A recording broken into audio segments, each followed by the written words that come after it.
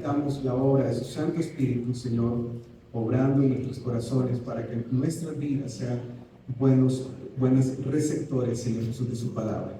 En el nombre de Jesús, amén. Ok, estamos listos, ¿verdad, hermanos? Tenemos si no me equivoco, este es el cuarto tema de la serie y es acerca del discipulado. ¿Cuál es la serie que estamos estudiando, hermanos? Una vida con propósito. ¿Y recuerdan cuál fue el tema de la semana pasada? Compañerismo. Necesitamos crecer en el compañerismo. Y esta mañana vamos a estar enfocados en el tema acerca del discipulado. Si queremos tener una vida con propósito, hermanos, necesitamos crecer en este tema de ser discípulos. Ser discípulos y hacer discípulos. Y hay una frase que dice: fuiste creado para parecerte a Cristo. Fuiste creado para parecerte a Cristo. La única manera, hermanos, de cómo nosotros vamos a parecernos a Cristo es a través del discipulado. Es a través del discipulado que nosotros vamos a aprender, vamos a crecer para podernos parecer a Cristo. En los evangelios, cuando Jesús empezó a llamar personas, hubo un grupo de 12 que, ¿cómo les llamó Él? Discípulos. Y estos discípulos, hermanos, Jesús trabajó con ellos y llegó un momento donde estos discípulos se parecían a Jesús. Lógicamente, después de todo un proceso, después de todo un entrenamiento, pero, hermanos, la manera o la vía para podernos parecer a Cristo es discipulado. Es a través del discipulado. Dice Richard Warren: Dios no quiere que solamente sepas acerca de Jesús. Él quiere que te parezcas a Jesús. Oiga bien, Dios no quiere que solamente sepas acerca de Jesús. Él quiere que te parezcas a Jesús. Muchas veces, hermanos, nosotros nos conformamos con tener información acerca de Jesús, pero nunca nos parecemos a Jesús. Lo que este escritor está diciendo es: necesitamos dar un paso más. No solamente conocer a Jesús, sino parecernos a Jesús. ¿Cuántos de los que estamos aquí conocemos a Jesús? Siguiente pregunta: ¿cuántos de los que estamos aquí nos parecemos a Jesús? Estamos complicados, ¿verdad, hermanos? Así que esta mañana la motivación es llegar más allá del conocimiento, llegar más allá de conocer a Jesús, de tenerlo como nuestro Salvador en nuestras vidas, sino parecernos a Jesús. ¿Y cómo nos vamos a parecer a Jesús? Discipulado es el término. Discipulado. Romanos 8:28, mira lo que dice. Dice: ahora bien sabemos que Dios dispone todas las cosas para el bien de quienes lo aman, los que han sido llamados de acuerdo a su propósito. Versículo 29. Porque a los que Dios conoció de antemano, también los predestinó a ser transformados según la imagen de su Hijo. En esta versión dice: pues Dios conoció a los suyos de antemano y los eligió para que llegaran a ser como su Hijo. Mire esa expresión: llegar a ser como su Hijo. Ese es el propósito, hermanos: llegar a ser como su Hijo. Dice que Dios nos conoció. O sea, antes de que existiera usted, Dios ya lo conocía. Pero también dice que Dios nos eligió. Antes de existir, hermanos, en esta tierra, Dios nos eligió con un propósito: para llegar a ser como su Hijo, para que Él sea el primogénito entre muchos hermanos. ¿Sabe qué es el primogénito? ¿Qué es el primogénito? El hermano mayor, el primero.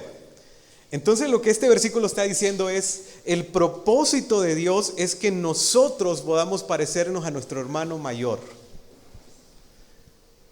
Hermanos, necesitamos parecernos a nuestro hermano mayor. Miren que en la escritura, hermanos, se proyectan diferentes imágenes, porque una imagen es acerca de Jesús como nuestro Salvador. Qué lindo, ¿verdad, hermanos? En Primera de Juan capítulo 1 versículo 9 se presenta a Jesús como nuestro abogado. Dice, hijitos, estas cosas os escribo para que no pequéis, pero si alguno peca, abogado tenemos. Pero aquí a Jesús se muestra como nuestro hermano mayor. Qué bonito, ¿verdad? Usted y yo tenemos un hermano mayor a quien parecernos. Se llama Jesús. ¿Y cómo nos vamos a parecer a Jesús? Discipulado. Discipulado. El término llegar a ser como Jesús, la idea es, Él es nuestro molde, Él es nuestro modelo y Él es nuestra imagen a seguir. Jesús es el modelo, hermano, es el molde, primeramente Él es el molde al que usted y yo necesitamos conformarnos. Estaba viendo cómo hacen los cuchillos de hierro y observaba cómo meten un pedazo de hierro rústico, grueso, sin ninguna forma, lo meten a un horno y cuando lo sacan, ese hierro se puede moldear. Y empiezan a darle golpes, golpes tras golpes, hasta que al fin toma la forma del molde. Hermanos, nosotros necesitamos tomar la forma del molde. ¿Y quién es el molde, hermanos? Nuestro hermano mayor, Cristo. Pero también Él es el modelo, o sea, Él es el prototipo a seguir, Cristo. Voy a vivir para parecerme a mi prototipo, Cristo. A Él quiero parecerme, quiero pensar como Él piensa, quiero actuar como Él actúa, quiero vivir como Él actúa, quiero responder a los problemas como Él responde a los problemas, Cristo. Pero también Él es la imagen, Él es una fotografía clara de a quién debemos de poner nuestra mirada para decir, quiero parecerme a Cristo. Hermanos, así que la mejor imagen de Cristo no es un cuadro que hay en muchas casas con Jesús y el Sagrado Corazón, creo que se llama. Ese no es el mejor cuadro de Cristo. Un Cristo rubio, ojos azules. La mejor imagen de Cristo necesita ser usted. Necesitamos parecernos a Cristo. Debemos crecer para parecernos a nuestro hermano mayor, que es Cristo. Y la única manera para parecernos a Cristo es a través del discipulado. Así que cuando hablamos de discipulado, hablamos de crecimiento. El discipulado, quiero darle algunos conceptos acerca de discipulado. El discipulado es el proceso de entrenamiento para una forma de vida. Oiga bien, discipulado es un proceso de entrenamiento para una forma de vida, parecernos a Cristo. Discipulado es un proceso de entrenamiento, es un proceso, hermanos, el discipulado. El discipulado no es que desde la noche a la mañana, no, es un proceso, lleva años. A los discípulos les tomó mucho tiempo, 3 años, aprender a parecerse a Jesús. Así que cuando hablamos de discipulado, hablamos de un proceso. Pero también cuando hablamos de discipulado, hablamos de un entrenamiento. Es ser entrenado para una forma de vida. ¿Y cuál es la forma de vida? Parecernos a Cristo. Discipulado es crecer para parecerme a Cristo. Discipulado es crecer para parecerme a Cristo. Así que, hermanos, eso es el discipulado. Buscar el crecimiento para que podamos parecernos a Cristo. Si no estamos creciendo, no estamos siendo discipulados. Y si no estamos siendo discipulados, no estamos pareciéndonos a Cristo. Y si no nos parecemos a Cristo, no estamos cumpliendo el propósito de la vida: parecernos a Cristo. Nuestro ADN como iglesia, hermanos, siempre lo decimos, es el discipulado. Es poder crecer en discipulado, poder tener discipulado con las personas, discipulado uno a uno, discipulado relacional, con el propósito de parecernos a Cristo. Con el propósito de decirle a la persona que estamos discipulando: hermano, tú no te estás pareciendo a Cristo en esta área de tu vida. ¿Qué pasa? Discipulado. Pero esta mañana no vamos a hablar acerca de la manera de cómo nosotros discipulamos o la manera de cómo hacemos discípulos, sino la manera de cómo Cristo nos discipula. Hermanos, ¿cómo Cristo me discipula? ¿De qué manera, qué herramientas utiliza el Señor para discipularme? Quiero presentarle 3 herramientas que Dios usa para discipularnos. 3 herramientas que Dios usa para ayudarnos a crecer. La primera herramienta: Dios usa los problemas para enseñarnos a confiar en Él. Hay una mosca aquí, hermanos, que me va a causar problemas, hermano. Dios usa los problemas para enseñarnos a confiar en Él. La primera herramienta que Dios usa para ayudarnos a crecer son los problemas. Dios usa los problemas. ¿Y de qué manera usa los problemas Dios? Para ayudarnos a confiar en Él. Hay algo que tenemos en común todos esta mañana, hermanos: que alguna vez hemos tenido problemas. O quizás ahora mismo se está empezando a pasar algún problema. O quizás dentro de un par de días usted va a tener problemas. Los problemas son parte de la vida, pero Dios los puede utilizar para enseñarnos a confiar en Él. Mire lo que dice Romanos 8:28. Ahora bien, sabemos que Dios dispone todas las cosas para el bien de quienes lo aman, los que han sido llamados de acuerdo con su propósito. Esta versión que estoy leyendo dice: y sabemos que Dios hace todas las cosas, hace que todas las cosas cooperen para el bien de los que lo aman. Todas las cosas cooperan para el bien de los que lo aman y son llamados según el propósito que Él tiene para ellos. Ahora, ¿qué cosas? Todas las cosas.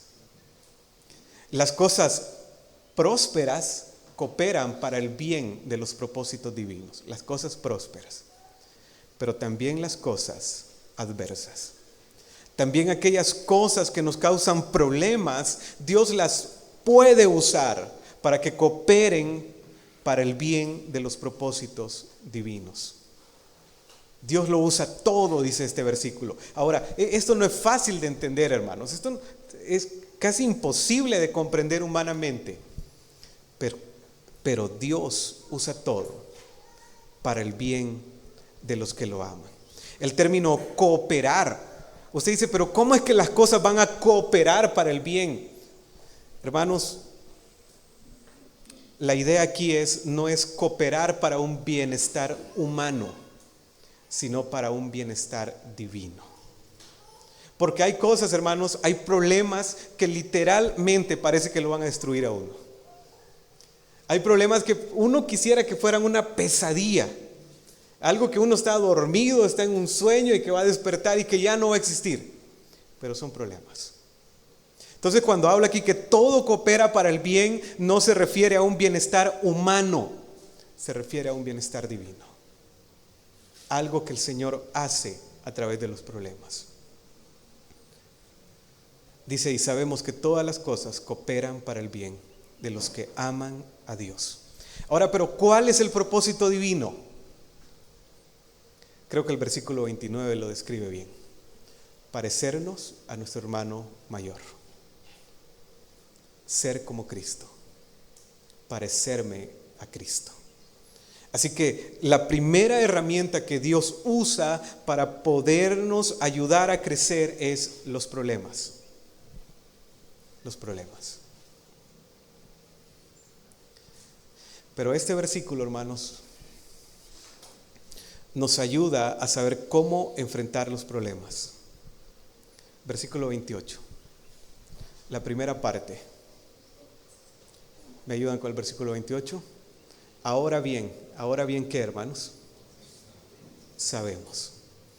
La manera de cómo Pablo está diciendo aquí que debemos enfrentar los problemas es sabiendo algo. No sabiendo mucho acerca del problema, no sabiendo muchas cosas, sino solo sabiendo una cosa: que lo que estamos pasando coopera para el bien espiritual, coopera para el bien de los propósitos divinos. Entonces, ¿cómo enfrentar los problemas? Sabemos, conociendo que aún las peores cosas en la vida, Dios las puede utilizar para contribuir a un bien espiritual. Entonces, la próxima vez que usted se encuentre en un problema, dígale: Señor, yo no entiendo nada lo que está pasando, pero una cosa sí sé, que esto coopera para el bien espiritual. Que esto coopera para el bien espiritual. Tampoco nosotros, hermanos, podemos irle a decir a una persona: hermanos, pero sabemos que todas las cosas cooperan para el bien espiritual. Hay casos, hermanos, donde nosotros necesitamos guardar silencio. Pero los que estamos enfrentando los problemas, podemos saber esto y decirle: Señor, no comprendo lo que está pasando, pero sí sé una cosa, que esto coopera para el bien espiritual. Algunas maneras de cómo responder a los problemas. Número 1, sabiendo que todo coopera para los propósitos divinos. Todo. Los momentos felices, los momentos prósperos, pero también los momentos malos cooperan para los propósitos divinos.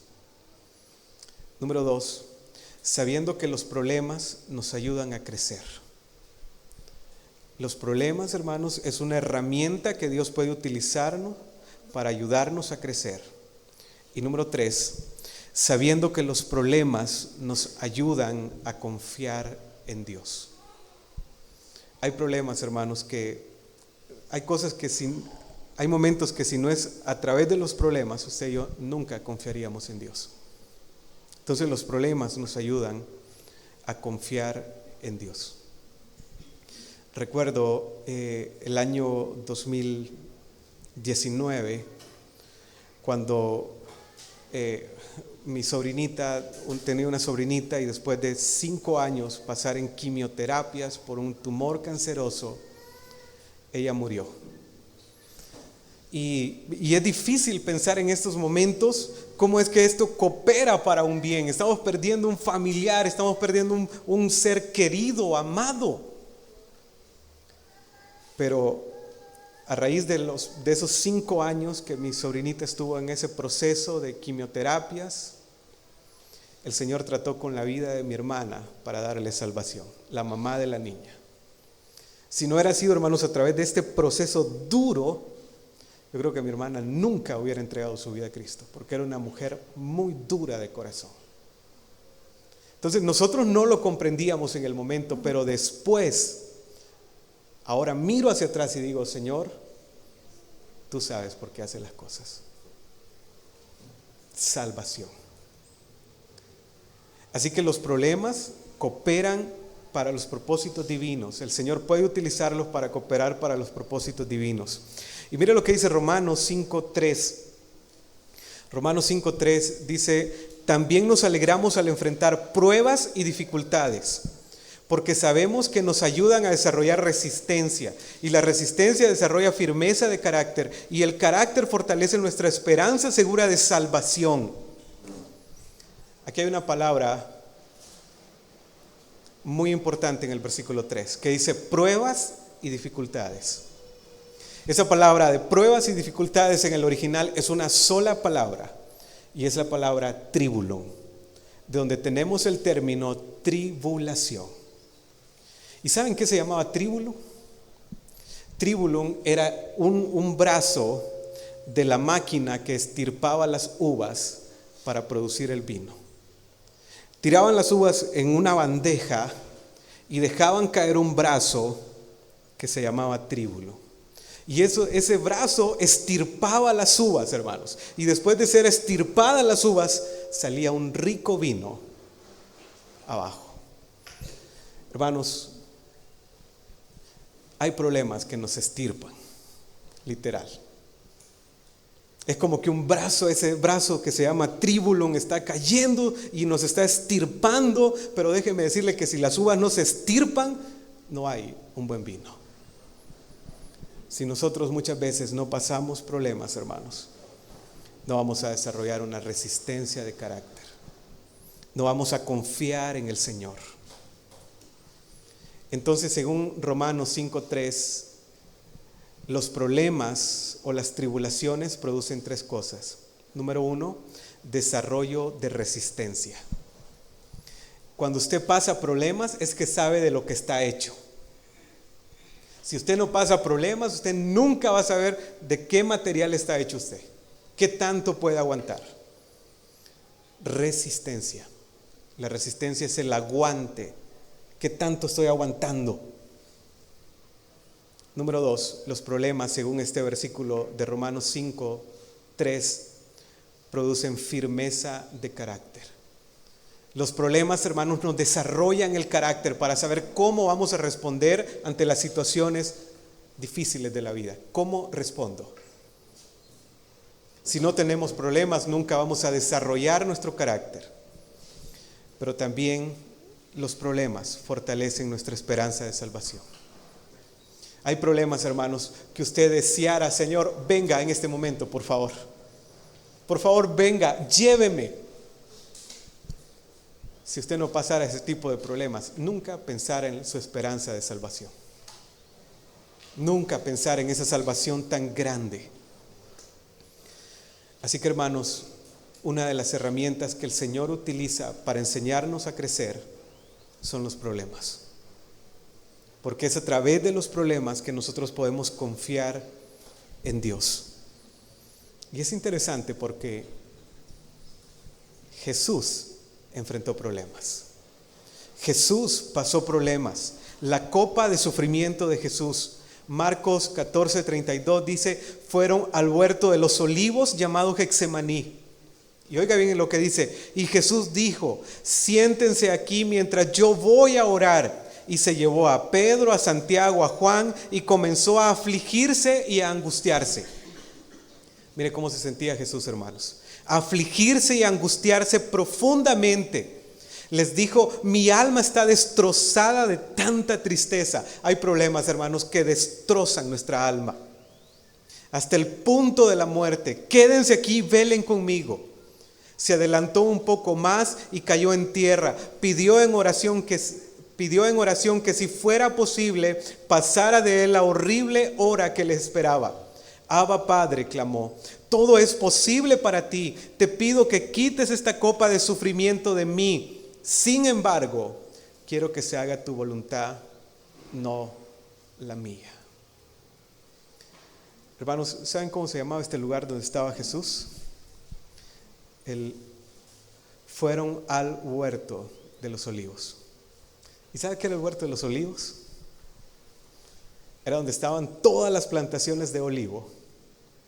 ¿Y sabe qué hacían con los olivos?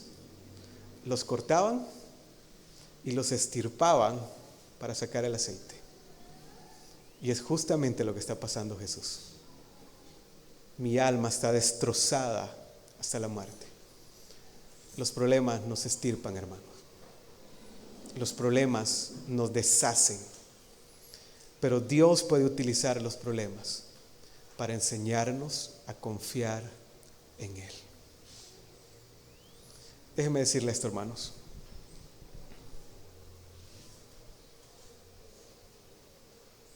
En cualquier momento de la vida nos vamos a encontrar en el huerto de los olivos. En cualquier momento de la vida. O quizás usted ya ha estado pasando por ahí. O quizás ahora mismo usted está pasando por ahí, por el huerto de los olivos. O quizás vamos a entrar en algún momento a este huerto. ¿Saben dónde fue crucificado Jesús? ¿Cómo se llamaba el lugar? Gólgota. Déjenme decirle esto. El cristiano nunca irá al Gólgota para ser crucificado, pero sí podemos ir al huerto de los olivos para ser extirpados. Así que los problemas son una herramienta que el Señor puede utilizar para ayudarnos a confiar en Él. Primera herramienta. Segunda herramienta, las tentaciones. Dios usa las tentaciones para ayudarnos a obedecer. Dios usa las tentaciones para ayudarnos a obedecer. Recuerden, Dios usa los problemas para enseñarnos a ¿qué? A confiar. Dios usa las tentaciones para ayudarnos a obedecer. Lo primero que tengo que decir aquí en cuanto a las tentaciones es que Dios no causa la tentación, Él no nos tienta a hacer el mal. En Santiago 1:13 dice: cuando alguno es tentado, no diga que es tentado de parte de Dios, porque Dios no puede ser tentado por el mal, ni Él tienta a nadie.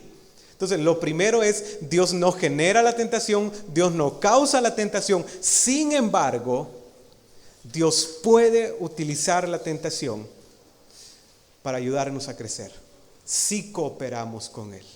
¿Por qué? Debido a que cada tentación implica una decisión, podemos optar por hacer el mal o elegir obedecer a Dios. Cuando nosotros frente a la tentación tomamos la decisión de obedecer a Dios, es ahí, hermanos, donde nosotros estamos creciendo, pareciéndonos a Cristo.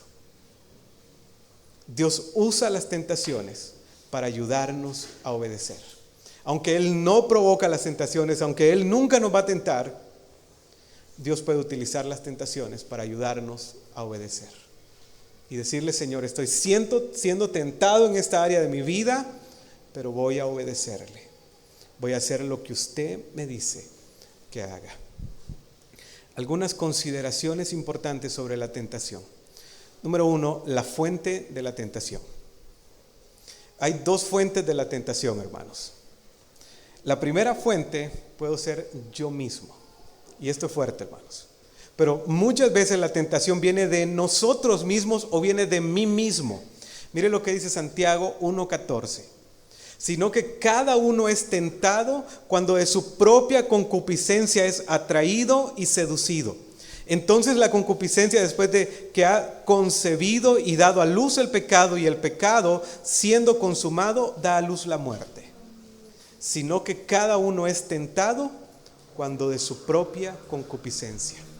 Ahora, ¿qué significa el término concupiscencia? Un deseo sobre deseo. Un deseo profundo, podríamos decir. Hay muchas tentaciones, hermanos, que son generadas por nosotros mismos, porque le damos lugar a estar pensando, maquinando pecados. Eso genera tentación a nuestra vida. La segunda fuente de tentación es el diablo. Las tentaciones que el diablo presenta son tentaciones externas, presentando escenarios en la vida para tratar de hacernos caer en una trampa. Las tentaciones del diablo, hermanos, son escenarios en la vida que él nos va a presentar para tratar de hacernos caer en una trampa. Y quiero mostrarle el modo de operar del diablo para las tentaciones.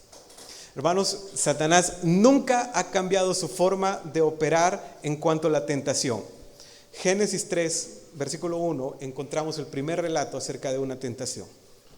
Dice que Eva vio, deseó y tomó.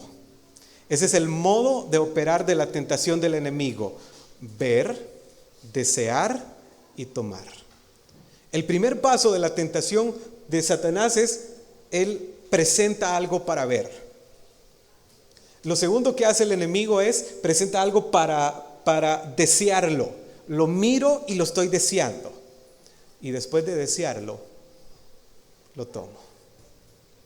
Ese es el modo de operar del enemigo. Y no ha cambiado, hermanos. Es el mismo para ahora también. Ver, desear y tomar. Eva vio, Eva deseó y Eva tomó lo que no tenía que tomar.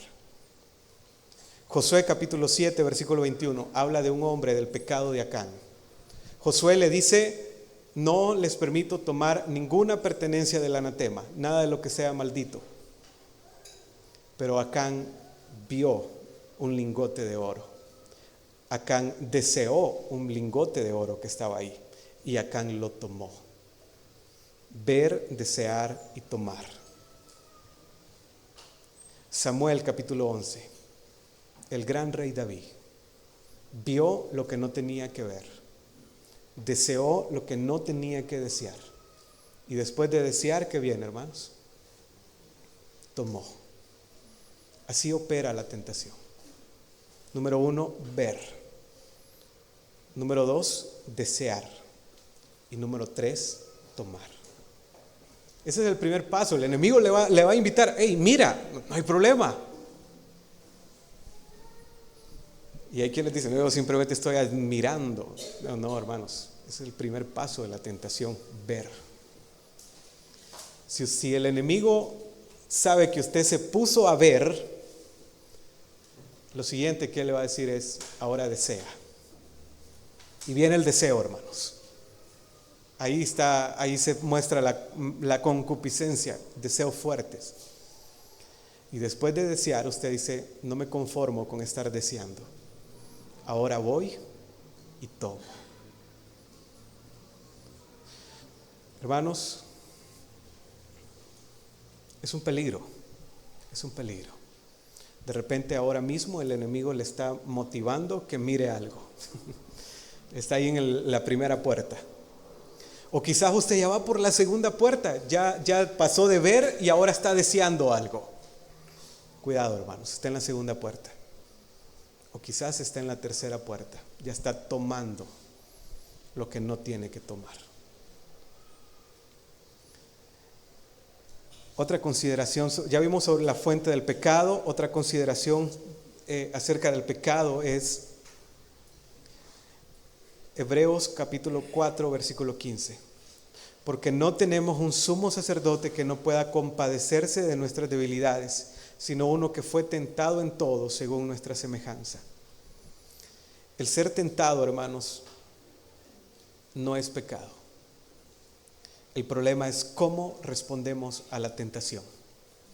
Martín Lutero decía: no podemos evitar que los pájaros vuelen encima de la cabeza, pero sí podemos evitar que hagan su nido.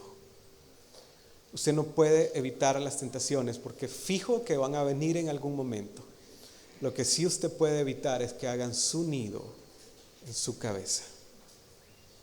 Si una tentación está anidando ya en su cabeza, eso es pecado. Eso es pecado. El carácter de la tentación, usted dice: no, pero es que esta tentación es demasiado fuerte.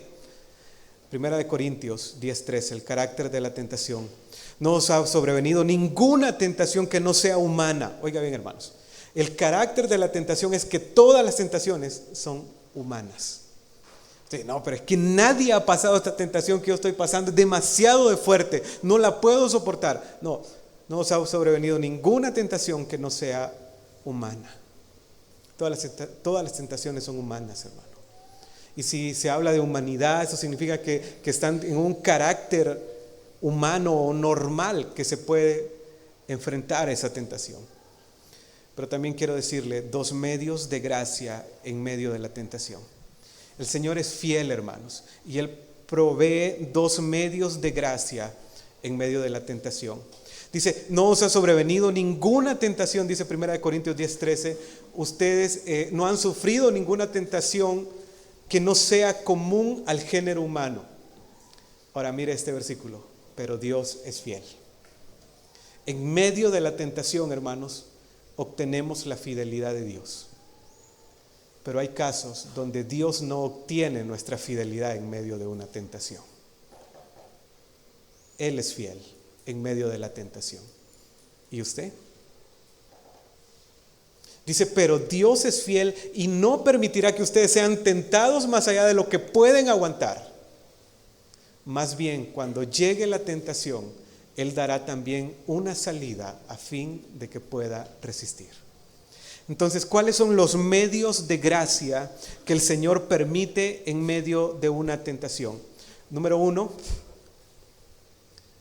no ser tentados más allá de lo que podemos soportar. Ni un poquito más, ni un poquito menos. Ese es un medio de gracia, hermanos, que no nos va a venir una tentación que nos va a hacer, va a ser más fuerte de lo que usted y yo podemos soportar. No. Ese es un medio de gracia del Señor. Decir, bueno, yo no genero la tentación, pero sí me voy a encargar de que no sea tentado más allá de lo que Él puede resistir. El segundo medio de gracia es que juntamente con la tentación dará la salida. Cuando venga la tentación, Dios dará la salida. Hay grandes personas, grandes hombres de Dios que los hemos visto ceder ante la tentación. Y digo, ¿qué pasó? Esa persona no tomó el medio de gracia de salida que el Señor le dio. Pero los dos medios de gracia que el Señor provee en medio de una tentación es no ser tentados más allá de lo que podemos soportar. Y número 2, viene la tentación, Él a la par pone la salida. El enemigo pone la tentación, el Señor pone la salida. Lo que nosotros necesitamos es la suficiente sabiduría para poder decir, esta es la salida aquí, y tomarla cuando venga la tentación. Recuerde, pero fiel es Dios. En medio de una tentación, Dios es fiel. Dios es fiel. Muy bien, entonces quiero terminar leyéndoles Mateo 4:1 sobre esta segunda herramienta. Dice, luego el Espíritu llevó a Jesús al desierto para que ahí lo tentara el diablo. Hermanos, ¿dónde fue tentado Jesús? ¿Y quién lo tentó, hermanos? Ahora usted y yo necesitamos ser conscientes. Si el diablo tentó a Jesús, ¿no creen, hermanos, que a nosotros también? También van a venir las tentaciones, hermanos. También. El lugar de la tentación fue el desierto para Jesús. En el desierto fue el escenario donde el diablo tentó a Jesús. La pregunta es, ¿cómo vamos a responder a la tentación? Obediencia es el término. Entonces, Dios usa los problemas para enseñarnos ¿a qué? A confiar. Dios usa la tentación para enseñarnos ¿a qué? A obedecer. Entonces, cada problema es una oportunidad para que usted confíe en Dios. Cada tentación es una oportunidad para que usted obedezca a Dios. Y número 3, la tercera herramienta que Dios usa para ayudarnos a crecer son las ofensas. Dios usa las ofensas para enseñarnos ¿a qué? A perdonar. Dios usa las ofensas para enseñarnos a perdonar. Mateo capítulo 6, versículo 12 dice, y perdónanos nuestras deudas, como también nosotros hemos perdonado a nuestros deudores. El término deuda es el mismo para ofensa. Lo que el escritor o lo que Jesús está diciendo aquí en esta oración para enseñársela a sus discípulos es, perdona nuestras ofensas. Perdóneme, Señor, mis ofensas, como también nosotros hemos perdonado a nuestros ofensores. Ahora, ¿qué es una ofensa? ¿Alguna vez lo han ofendido a usted? ¿Ha recibido alguna ofensa, hermanos? ¿No? Qué bueno, hermano, gracias a Dios entonces. Pero hermanos, las ofensas no son fáciles. Las ofensas es un tipo de agravio o daño que se le hace a una persona, que lo ofende, que produce heridas, desilusiones, dolor, enojo en nuestras vidas. Esas son las ofensas. Pero es a través de las ofensas que el Señor nos enseña a perdonar. Hermanos, si usted nunca lo ofenden, nunca va a experimentar qué es el perdón. El Señor puede usar las ofensas para enseñarnos a perdonar. Ahora, ¿qué es la medicina para las ofensas? ¿Cuál es la medicina para las ofensas? Es un término: perdón. El perdón, hermanos, es la cura o es la medicina para las ofensas. El Señor está enseñando que ellos necesitan pedir perdón, pero también necesitan perdonar. Ahora déjeme decirle algunos términos acerca del perdón. El perdón dice que es despedir algo de nuestro corazón. Hay muchas veces, hermanos, nuestros corazones están cargados y necesitamos despedir algo. También dice que el perdón es hacer salir algo. Algo que está ahí dentro de nosotros.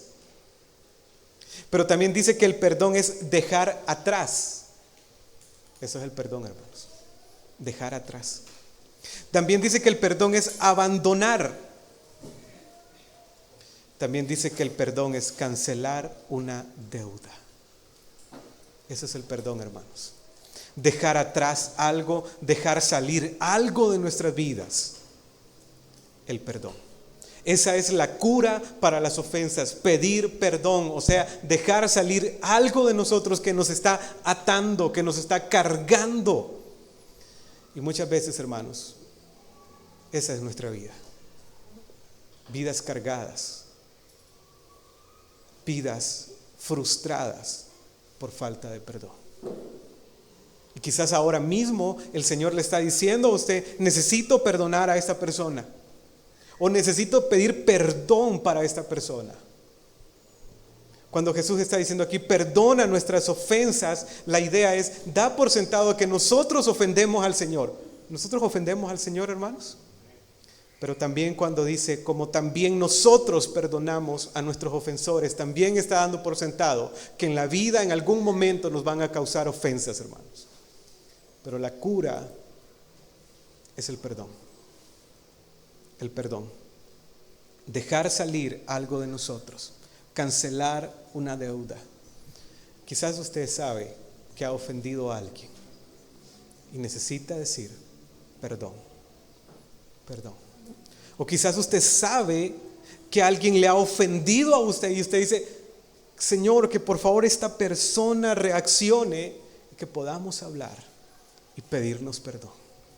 Quizás ese sea su caso, hermanos. Muchas veces, hermanos, en el matrimonio como que nos cuesta esto, ¿verdad?